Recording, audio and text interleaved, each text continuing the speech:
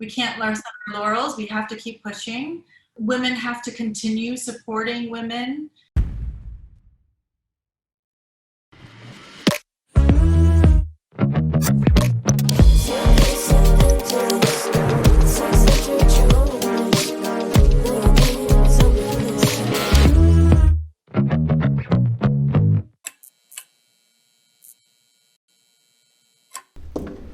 Today I'm speaking with Chiann Bao. As co-host of the video series In Conversation with Neil, Chiann has spoken with many eminent arbitration practitioners. I'm excited to hear about that experience.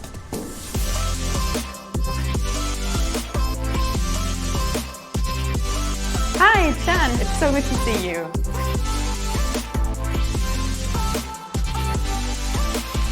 Chiann, you were a counsel for a long time and then you transitioned to arbitrator work, is that correct?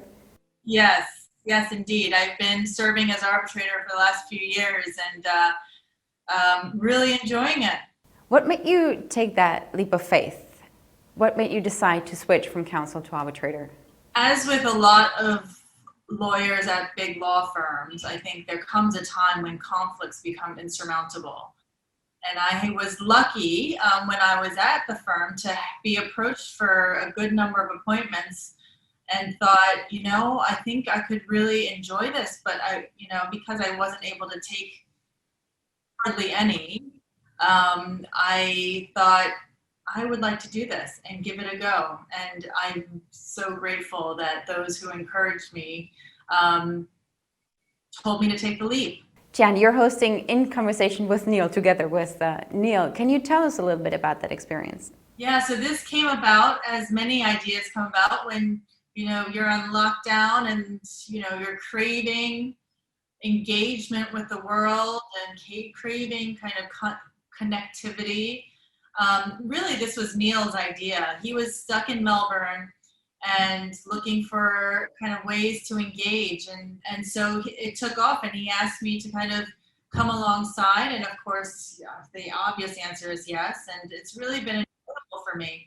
I mean, Neil and his guests do the hard work, and I get the benefit of kind of riding alongside, and having that one-on-one engagement, I think, has been spectacular and extraordinary. What was the most exciting experience you've had when hosting In Conversation with Neil?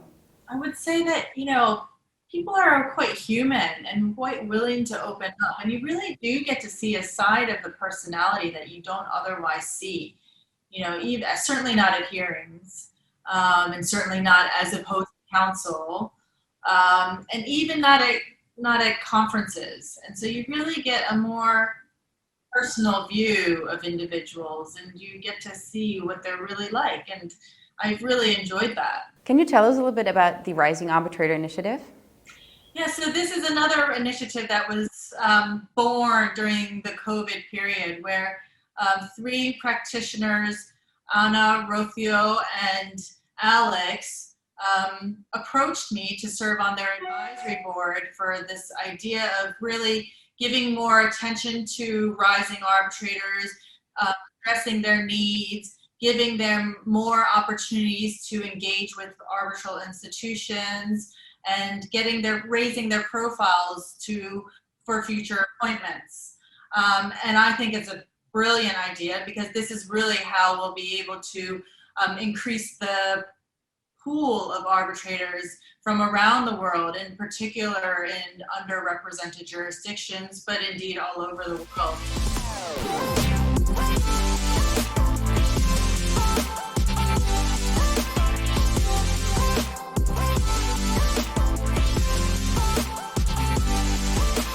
Can you tell us a little bit about the other initiatives you're engaged in? Yeah, so another one that I really love is the Racial Equality for Arbitration Lawyers. It's called REAL for short.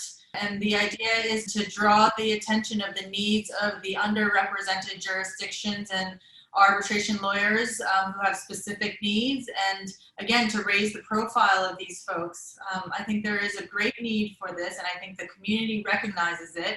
And so an initiative like REAL, as well as RAI, the Rising Arbitrator Initiatives, are meant to fill this void and fill the needs. And address these issues. So I'm very happy to kind of get involved and do what I can to participate and support these communities, which, and I have, part of the reason why I do this is, one, I love doing these types of, this type of work, but also it's a matter of paying it forward, isn't it?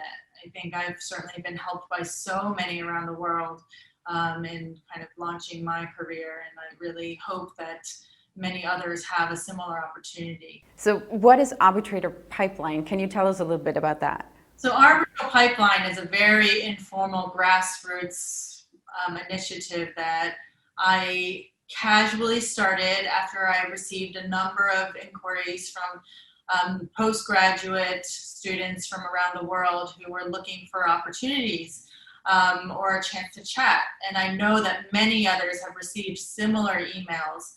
And so I thought, why not bring these folks together, create a community for them so that they can themselves network amongst each other and create, their future, network or grouping, and also at the same time support them with job opportunities that I might see or come across, or looking at CVs, reviewing, emails or letters of references, etc. But also to bring my network to them. When you speak about my community, what does that refer to?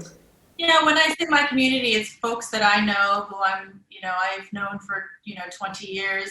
Many of my closest friends in the community are folks who I was an intern with 20 years ago, or were people I met in Vienna, in fact, through the VIS route, which is really a cohesive network, isn't it? Those of you who have been through the VIS route, really, there is a bonding force to it. Chiann, what do you see as the greatest challenge for women in the future? Complacency. We can't rest on our laurels. We have to keep pushing. Women have to continue supporting women. And we have to also ensure that our allies are on board. It has to be holistic improvement.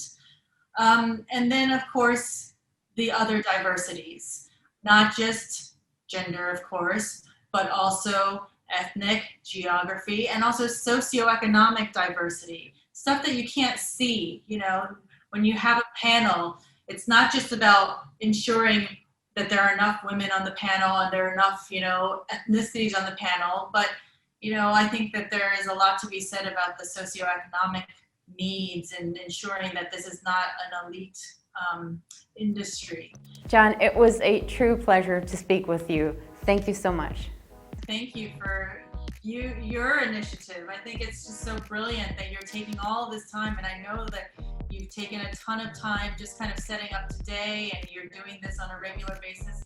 And I think that those who kind of get to see these discussions will kind of think of new ideas. I think this is just a way to generate new ideas, and I'm hoping that our community is all the more richer for it. So thank you for doing this.